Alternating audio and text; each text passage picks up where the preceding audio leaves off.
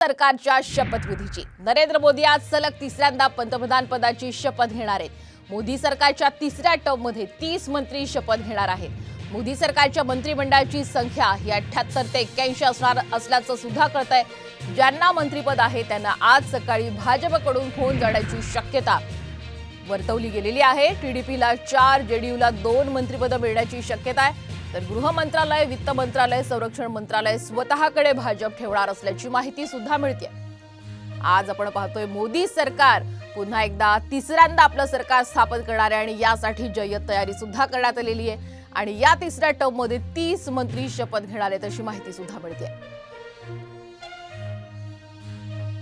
ग्राफिकच्या माध्यमातून आपण पाहूयात महाराष्ट्रातून कोणत्या खासदारांना संधी मिळू शकते। नितीन गडकरी, पियुष गोयल, नारायण राणे भाजपचे हे सगळे खासदार आहेत। रामदास आठवले, उदयनराजे भोसले यांनाही मंत्रिपदाची संधी होऊ शकते।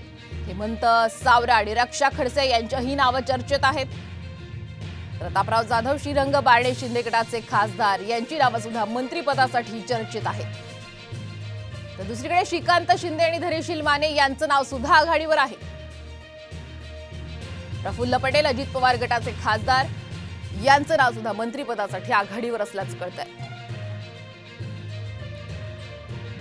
आज होणाऱ्या नरेंद्र मोदींच्या शपथविधी सोहळ्याचं काँग्रेसला निमंत्रण दिलेलं आहे। काँग्रेस अध्यक्ष मल्लिकार्जुन खरगे शपथविधी सोहळ्याचं निमंत्रण त्यांना पाठवण्यात आलेलं आहे। मात्र काँग्रेसकडून हे निमंत्रण स्वीकारलं जाणार का हे पाहणं आता महत्त्वाचं असेल।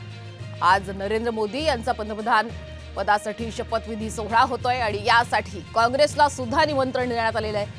मात्र आता काँग्रेस हे निमंत्रण स्वीकारणार का हे पाहणं महत्त्वाचं असेल।